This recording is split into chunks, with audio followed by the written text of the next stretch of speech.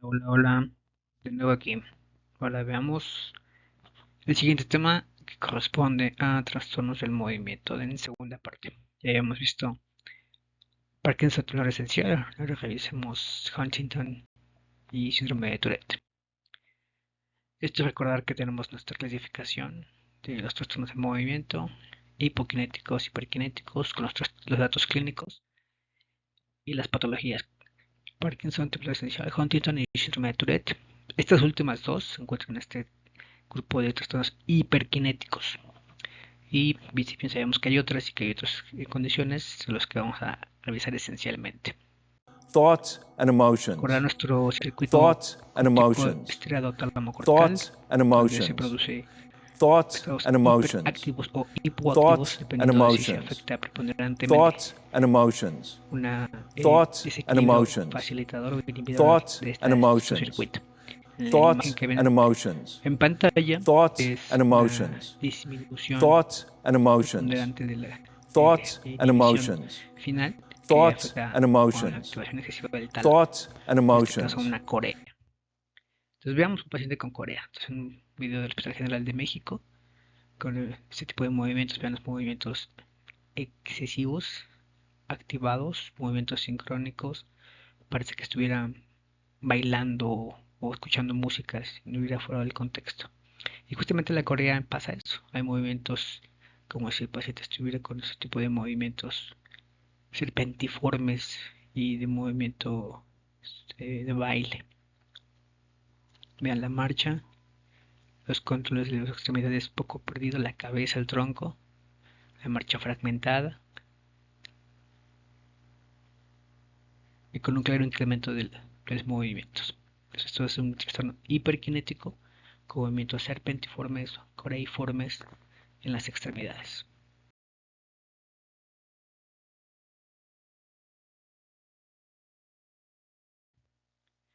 ¿Qué sucede en estos pacientes? Vean la diferencia entre el lado izquierdo y el lado derecho. Este es un paciente que falleció por enfermedad de Huntington, entonces el control, corteza muy disminuida, pero sobre todo vean los ganglios de la base, o estriado, el núcleo caudado, muy disminuido del lado izquierdo del paciente con esta enfermedad.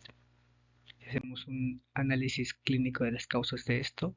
Vemos que hay causas hereditarias y causas esporádicas. Como hemos visto con otros trastornos que también hay causas esporádicas.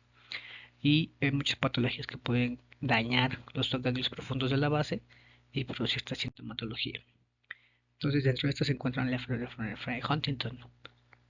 Esto se puede clasificar incluso, de hecho hay una clasificación histológica, depende de la gravedad de atrofia de los núcleos de la base, en particular del estriado del núcleo caudado.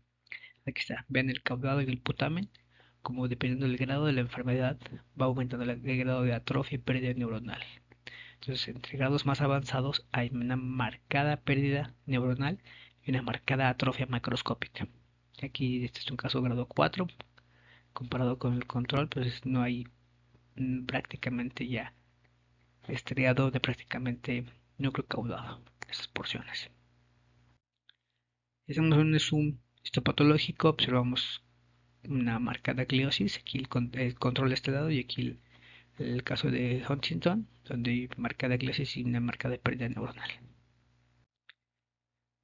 Así se ven las neuronas, esta es una corteza, no hay capas como se ve en una corteza normal, los 6 estratos normales con células piramidales, las células se vuelven globosas, el núcleo muy marcado con pinocitosis, pérdida de la membrana clásicamente observable, no hay una forma piramidal bien definida, la axón apenas visible. Eso es justamente cuando las neuronas entran en muerte neuronal y en el caso de las neuronas vistas en amplificación.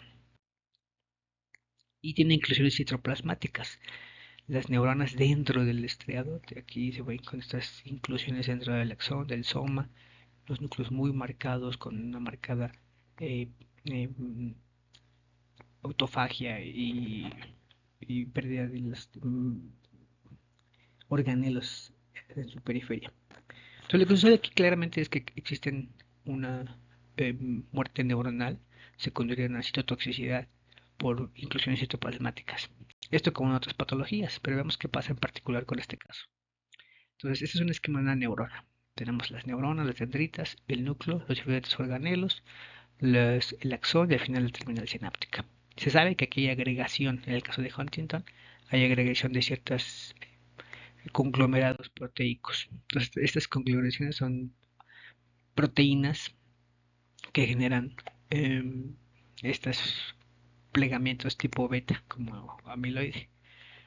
Por el nombre de esta proteína, la enfermedad se llama huntingtina. Entonces, esta huntingtina o HTT se agrega de esta manera y se va depositando en todas las neuronas, en las vesículas que van en el núcleo propiamente. Aquí vemos cómo hay una amplificación de esta parte, cómo se plega normalmente y genera toxicidad interna de la neurona. Afecta la cadena respiratoria, afecta las mitocondrias. Aquí se ven, esto esquematiza, estas pequeñas figuras esquematizan la proteína mal plegada. Afecta la parte nuclear, se dificulta la transcripción, se dificulta la formación de los complejos de lectura del DNA, afecta los microtúbulos, afecta el transporte sináptico para estos y finalmente afecta la sinapsis terminal. Entonces, como ven, este cúmulo de proteína anormal afecta a toda la neurona. Y la parte más crítica es la parte nuclear y la parte respiratoria mitocondrial, lo que finalmente lleva a la muerte neuronal. Entonces, el defecto para esta proteína es un defecto en el gen que la codifica, en el gen de la huntingtina. Y lo que sucede es que hay un repetido excesivo de los tripletes CAG. Entonces, aquí tenemos una proteína no mutada con pocos repetidos, menos de 30 repetidos, que da una proteína funcional, una proteína normal, y esto lleva a unas neuronas normales y muerte neuronal. Pero cuando se genera un exceso de repetidos CGAG, se produce la huntingtina. Entonces es una microfotografía de una neurona estriatal para que vean, ahorita comparen con una neurona patológica. La neurona estriatal bien formadita, con las dendritas bien conformadas, incluso con las espinas dendríticas que se pueden observar y el axón emergiendo de ella. Si hay un exceso de repetidos CAG, más de 30 repetidos, 50, 100, 200 repetidos, esto expresa una mayor cantidad del segmento proteico correspondiente. Entonces, este exceso de proteína, una proteína muy larga, empieza a plegarse de manera inadecuada y eso lleva a la degeneración neuronal y muerte neuronal por depósitos intracelulares. Entonces, comparen la neurona previa con esta neurona en degeneración, apoptosis y muerte celular. Aquí el comparativo de ambas neuronas, la neurona muriendo, prácticamente muerta, y arriba una neurona sana. Entre más cantidad de repetidos CAG, es decir, puede haber 35, 40, 50, 100, entre mayor cantidad de repetidos CAG, más temprano empieza la enfermedad clínicamente. Y lamentablemente esta es una enfermedad evidentemente genética que se presenta en grupos familiares, es decir, hemos tenido pacientes que tienen la madre Huntington, la hija Huntington y la hija también Huntington, o sea, madre, esposa e hija Huntington, de pacientes masculinos, por ejemplo.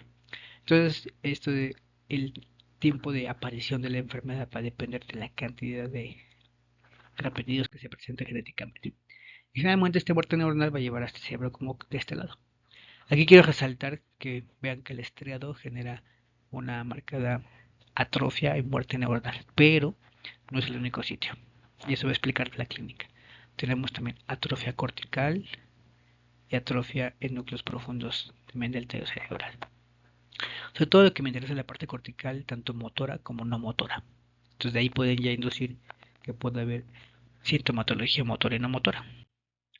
Entonces tenemos clínicamente en esos pacientes con Huntington alteraciones del movimiento motoras, alteraciones afectivas o emocionales que se traducen como afecciones psiquiátricas y alteraciones cognitivas por la parte frontal y temporal, por la atrofia frontal y temporal, lo que explica el deterioro cognitivo o demencia.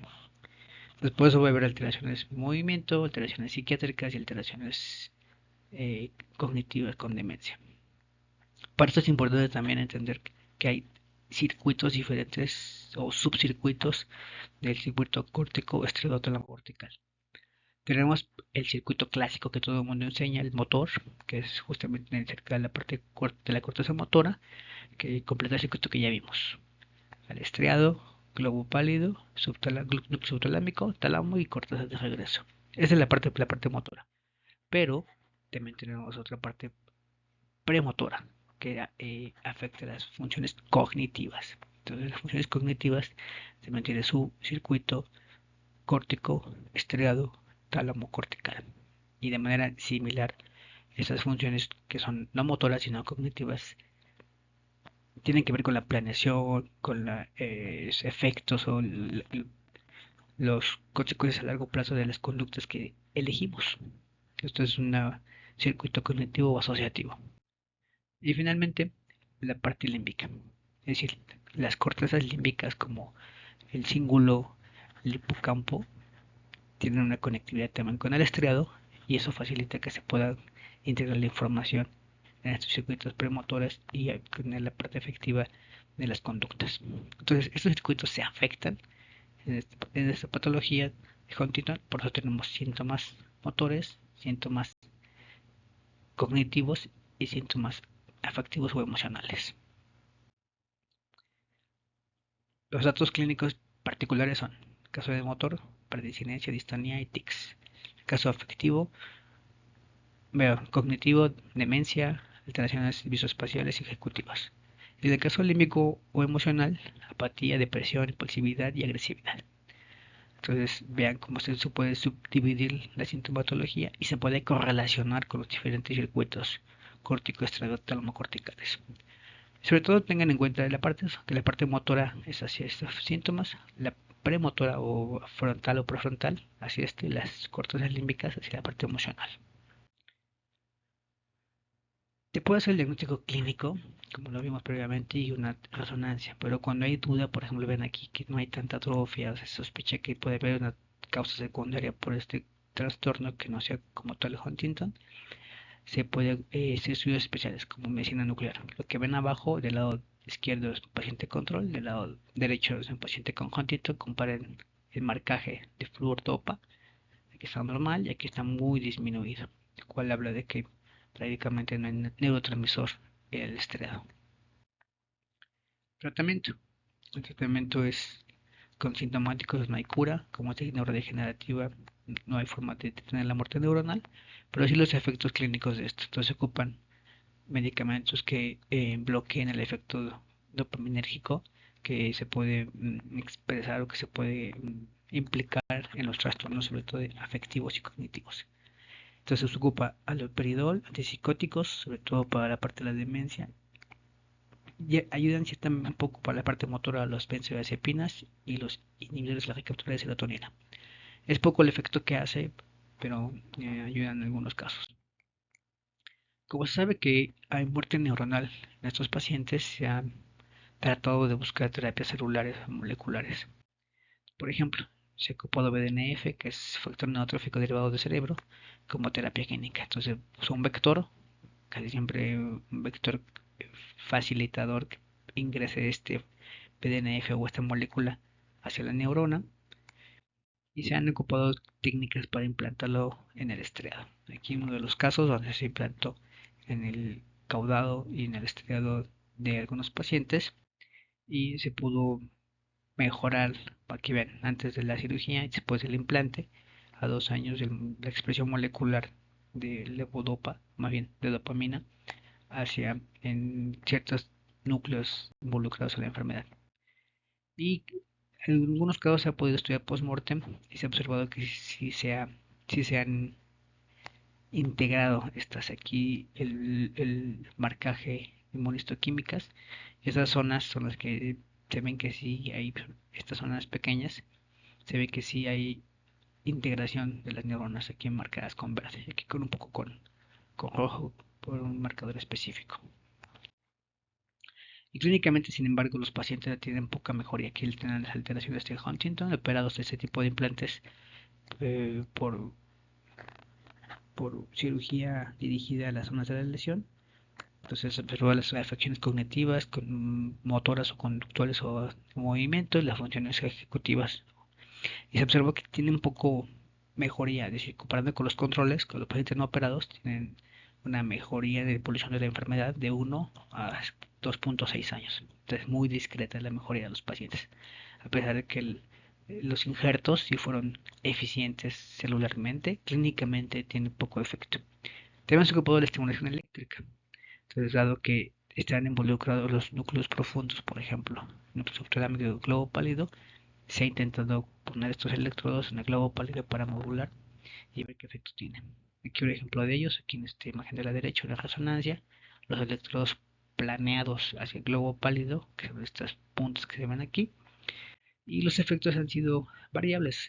Cuando se aplica estimulación profunda en el globo pálido a frecuencias altas, se ha observado una mejoría del 50-60% en movimientos coreicos, o sea, bastante mejor que pacientes no tratados.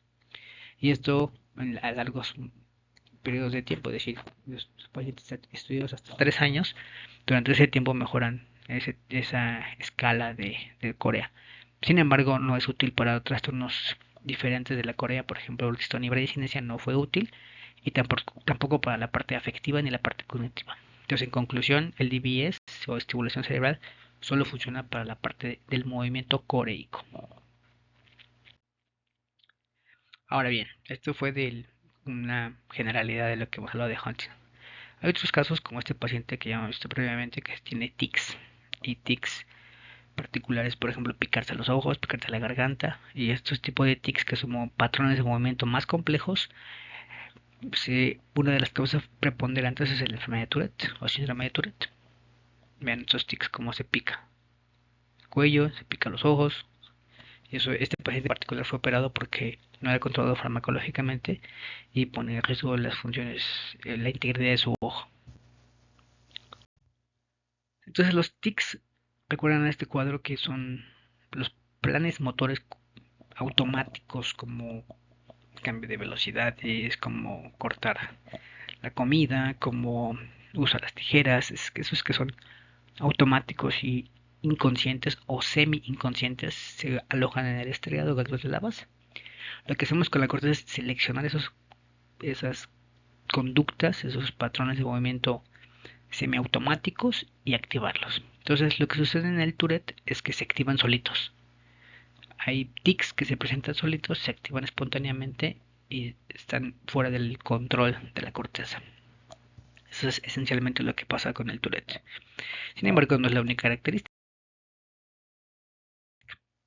Ya aquí el Tourette fue el alumno de Charcot y después hizo su propia descripción de esta patología. Aquí su primera publicación del siglo XIX que describía esta afección nerviosa caracterizada por coordinación motriz acompañada de ecolalia y coprolalia, que de ahí caracterizaba parte de los tics motores de su enfermedad que caracterizó.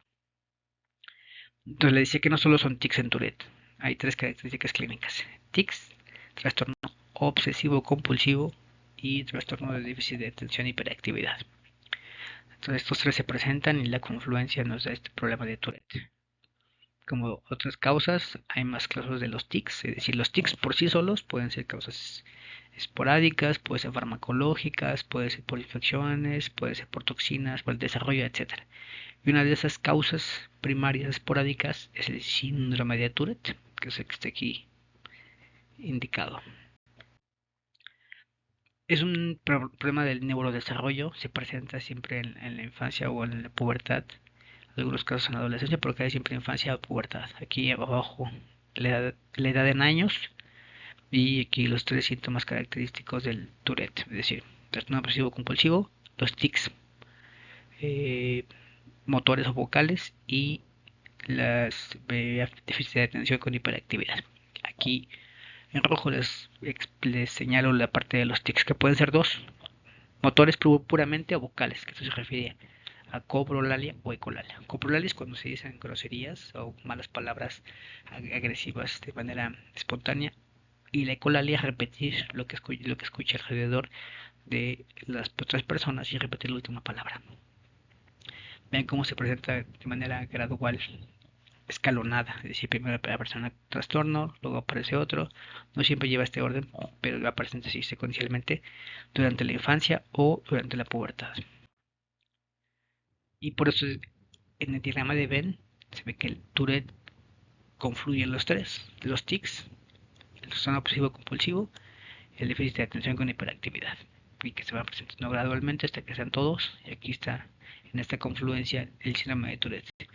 De hecho, los criterios diagnósticos para el DSM-5 para el diagnóstico incluyen estos, es decir, se tienen que presentar tanto tics, eh, múltiples tics motores o no motores, esa es una característica. La otra, que deben de persistir por más de un año estos tics, deben de iniciar la enfermedad antes de los 18, antes de los 18, sea infancia o pubertad, y que no sean atribuibles a otras causas subyacentes estructurales o funcionales, como por ejemplo sustancias, cocaína, Huntington, trastornos postinfecciosos, etcétera. Entonces, si no hay nada que lo explique, los tics se presentan antes de los 18, tienen duración más de un año y son múltiples, es decir, motores y vocales, de ahí se debe hacer la sospecha de una enfermedad de Tourette, síndrome de Tourette. A diferencia de Huntington, aquí no hay atrofia cortical, esta es una reconstrucción 3D de los ángulos de la base visto desde arriba, globo pálido, núcleo caudado, globo pálido, núcleo caudado. Aquí vista de frente en un corte coronal, son los ventrículos de un lado, el ventrículo del otro, núcleo caudado, globo pálido y putamen. Entonces no hay atrofia. Entonces en los pacientes con enfermedad síndrome de Tourette no hay atrofia macroscópica. Aquí la comparativa de los controles contra los enfermedad de Tourette y una mínima diferencia en el caudado, pero muy discreta. Sin embargo, lo que sí existe es una alteración en el funcionamiento neuronal a nivel microscópico o los potenciales de acción si están afectados. Estas son neuronas estratales, un estriado, algunas neuronas del estriado, y como si cambia el patrón de disparo de estas neuronas. Se ha medido en pacientes clínicamente despiertos, es decir, se mete el electrodo, y en pacientes que están despiertos y activos se mide la actividad del globo pálido, como están los potenciales de acción en diferentes condiciones. Se ha observado esto. Electromiografía, el paciente refiere que va a tener un tic, lo tiene en electromiografía, en el globo pálido hay un silenciamiento de estas neuronas. Entonces, pareciera que estas neuronas, justamente como sabemos, se pierde la inhibición y se favorece la conducta del tic. Vean este silencio y en ese momento aparece el tic. Si bien no hay diferencia significativa en la frecuencia absoluta de disparo, sí en el momento del silenciamiento. Entonces, fisiopatológicamente, al menos en parte sucede esto. El esteroide genera un efecto inhibidor sobre el globo pálido. El globo pálido mantiene este tono y cuando se pierde el tono inhibidor se favorece la actividad muscular. En participa el estriado, globo pálido, esto es el tálamo y finalmente las neuronas motoras de la corteza motora primaria. Entonces ahí se sucede el tic en esta porción. Entonces igual un desequilibrio en la falta de inhibición en esta vía. Eso ha permitido que justamente con los electrodos de estimulación se puedan tener pacientes candidatos a ese tipo de tratamiento, que se mantenga aquí el tono, que comparan este lado con este lado, y eso facilita que no existan los tics. Sin embargo, no siempre se presenta esta regularidad o esta presencia de falta de inhibición. Hay más de una vía. Pero sin embargo, los pacientes que sí se presentan, vean, los tics presentes, cuando se activa la estimulación cerebral, aquí se ve globo pálido, se mantiene el efecto de la estimulación y vean la cantidad de tics. Aquí hay 3, 4, 7, 8 tics, que solamente durante la estimulación se presentó un solo tic en esta zona. Entonces, por eso ha sido pacientes que han sido candidatos a control de neuromodulación con electrodos profundos en los síntomas motores de este trastorno.